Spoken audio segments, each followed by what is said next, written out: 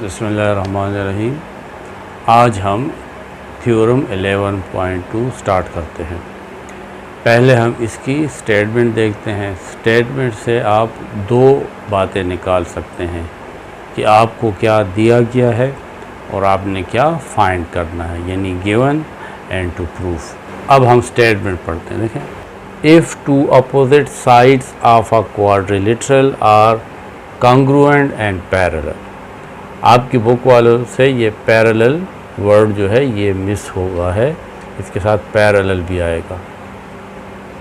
इस थ्योरम का मतलब ये है कि एक क्वाड्रिलेटरल है। अब क्वाड्रिलेटरल क्या चीज़ है? कोई भी 4 साइडेड शेप जो प्लेन फिगर हो। प्लेन फिगर का मतलब है कि उसकी लेंथ हो और ब्रेथ हो, लंबाई हो और चौड़ाई हो, ऊंचाई ना हो, तो वो क्वाड्रिलेटरल्स है। अब क्वाड्रिलेटरल स्क्वायर भी हो सकता है, रेक्टेंगल भी हो सकता है, रोम्बस भी हो सकता है, काइट भी हो सकता है और ट्रेपीजियम भी हो सकता है। तो यहाँ पे है कि ये जो क्वाड्रिलेटरल गिवन है, अगर इसके अपोजिट साइड्स पैरेलल हो और कॉन्ग्रुएंट यानी इक्वल हो, तो फिर जो ये क्वाड्रिलेटरल है इसको हम पैरेललोग्राम कह सकते हैं। क्या गिवन है? गिवन ये है कि ABCD इज़ अ क्वाड्रिलेटरल। आप इसको कोई भी नाम दे सकते हैं। बुक वालों ने पहले 4 इंग्लिश के लेटर्स को यूज़ किया है। तो ABCD इज़ अ क्वाड्रिलेटरल, ये गिवन है। और ये गिवन है कि इसके अपोजिट साइड्स देखें कॉन्ग्रुएंट है और पैरेलल है। तो गिवन ये है कि AB is congruent to DC, AB is congruent to DC and this AB is parallel to DC। AB और DC ये पैरेलल भी है, ये हमें गिवन है। प्रूफ क्या करना है कि ये जो ABCD है ये पैरेललोग्राम है। ABCD is a parallelogram. अगर हम ये प्रूफ करने में कामयाब हो जाए कि इसके बाकी जो 2 साइड हैं वो भी आपस में कॉन्ग्रुएंट हैं और पैरेलल है, तो फिर ये क्या है? ये पैरेललोग्राम है। अब इसमें थोड़ी सी कंस्ट्रक्शन करते हैं। हम इस A और C को आपस में मिला लेते हैं। Join A to C।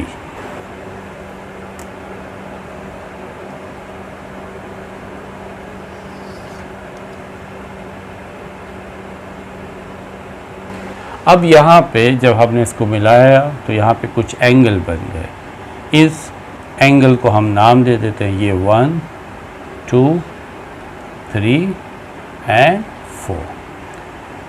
ये 4 एंगल हमारे पास आ गए। अब हम इसको प्रूफ करते हैं। एक साइड पे हम स्टेटमेंट लिखेंगे और दूसरी साइड पे उसकी रीज़न हम यहाँ पे एक्सप्लेन करेंगे कि क्या वजह है जब हम ये स्टेटमेंट लिख रहे हैं तो इसकी क्या ज़रूरत है या ये हमने क्यों लिखा है।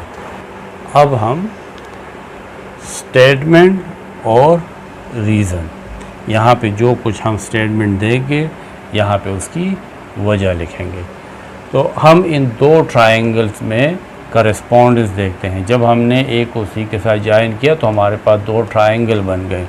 एक ट्रायंगल को आप ट्रायंगल ABC, ये वाला ट्रायंगल, ये तमाम, और दूसरा ट्रायंगल CDA, ट्रायंगल CDA, ये 2 ट्रायंगल हैं। इसमें अब हम ज़रा करस्पॉन्डेंस देखते हैं, एक जैसी चीज़ें इसमें देखते हैं। पहला, इस ट्रायंगल में और इस ट्रायंगल में ये AB जो साइड है, AB साइड, ये कॉन्ग्रुएंट है DC साइड के। क्यों? ये तो हमारा गिवन है कि 2 opposite sides of a quadrilateral are congruent. तो ये 2 अपोजिट साइड आपस में कॉन्ग्रुएंट है। देखिए ये गिवन है तो इसके साथ गिवन लिखें, ये इसकी रीज़न है। दूसरा, इस ट्रायंगल का ये AC इस ट्रायंगल के साथ भी है और इस ट्रायंगल के साथ भी है, यानी ये दोनों की मुश्तरका साइड है। तो हम कह सकते हैं कि AC is congruent to AC, ये कॉमन है। एक और बात, angle 1 is congruent to angle 2। क्यों? इससे पहले हमने एक थ्योरम में पढ़ा था कि अगर दो लाइंस पैरेलल हों, जिस तरह एक लाइन ये है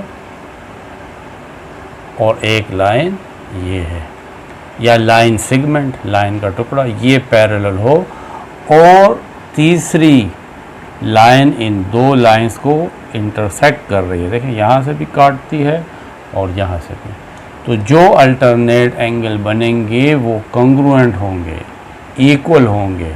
ठीक है, देखें ये दो लाइंस हैं, इस तरह यहाँ पे AB और DC है और ये AC इसको काट रहा है, तो यहाँ पे जो अल्टरनेट एंगल बनेंगे या ये तो ये भी आपस में कॉन्ग्रुएंट होंगे। तो इसका मतलब है कि अल्टरनेट एंगल्स हैं, angle A and angle 2 are alternate angles. If line segments or lines are parallel, then alternate angles are congruent. So we write these are alternate angles.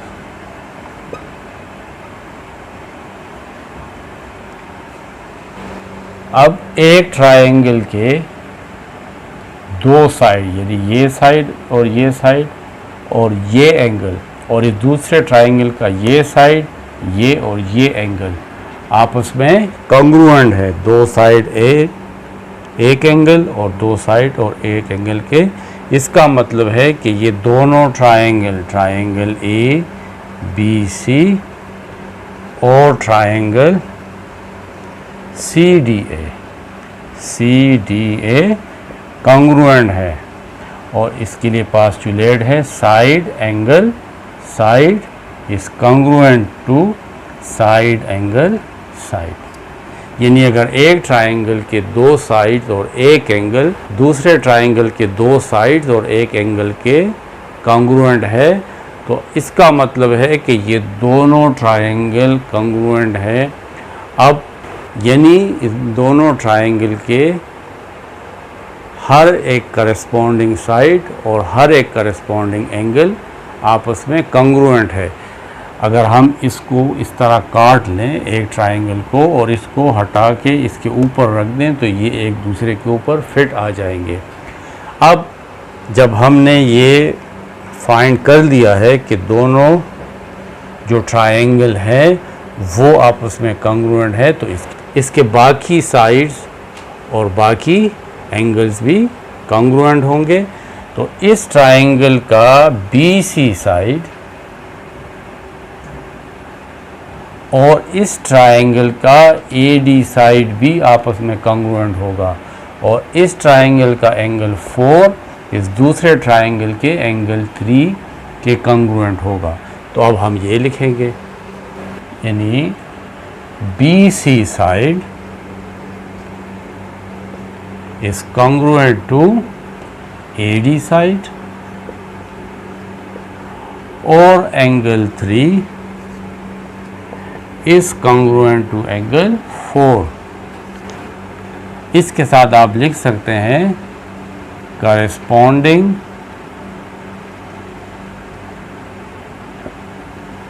sides of congruent triangle, क्योंकि ये इन दो triangle के जो congruent है इसके corresponding sides है। BC का corresponding side AD है and angle 3 is congruent to angle 4। इसके साथ भी लिखेंगे corresponding angles of congruent triangle। but these are alternate angles, क्योंकि ये दोनों अल्टरनेट एंगल्स हैं और जब अल्टरनेट एंगल्स आपस में कॉन्ग्रुएंट हो तो उसके साथ जो साइड होंगे वो क्या होंगे, वो पैरेलल होंगे। जिस तरीके से जब ये दोनों साइड्स पैरेलल थे तो 1 और 2 एंगल्स जो अल्टरनेट थे वो कॉन्ग्रुएंट थे, एक जैसे थे। तो यहाँ पे इसके अपोजिट है कि अगर इन दो साइड देखें, एक ये साइड और एक ये साइड, ये दो साइड हैं या ये दो लाइन सेगमेंट्स हैं। देखें ये दो लाइन सेगमेंट्स, ये और ये एक तीसरी लाइन इसको काट रही है। ये देखिए ये तीसरी लाइन इसको काट रही है। तो यहाँ पे एंगल 4 है और यहाँ पे एंगल 3 है। तो एंगल 3 और एंगल 4 क्या है, कॉन्ग्रुएंट है। तो जब एंगल 3 और एंगल 4 कॉन्ग्रुएंट है, यानी अगर ये 30 है तो ये भी 30 है, तो फिर ये दो लाइंस क्या होंगी, पैरेलल होंगी। जब लाइंस पैरेलल हैं तो अल्टरनेट एंगल कॉन्ग्रुएंट होंगे। जब अल्टरनेट एंगल्स कॉन्ग्रुएंट हैं तो ये लाइंस पैरेलल होंगे। इसका मतलब है कि BC साइड जो है और AD साइड ये आपस में पैरेलल होंगे। Therefore this AD side is parallel to BC side. और यहाँ पे हमने ये प्रूफ किया AD साइड और BC साइड इक्वल भी हैं या कॉन्ग्रुएंट भी हैं और पैरेलल भी हैं। तो ये तो हमें गिवन था कि ये साइड और ये साइड कॉन्ग्रुएंट भी है और पैरेलल भी है, और हमने ये प्रूफ कर लिया कि ये दोनों साइड कॉन्ग्रुएंट भी है और ये दोनों साइड पैरेलल भी है। तो हम कहेंगे कि therefore ABCD has both pair of opposite sides are parallel and congruent therefore ABCD is a parallelogram। और यही हमें प्रूफ करना था।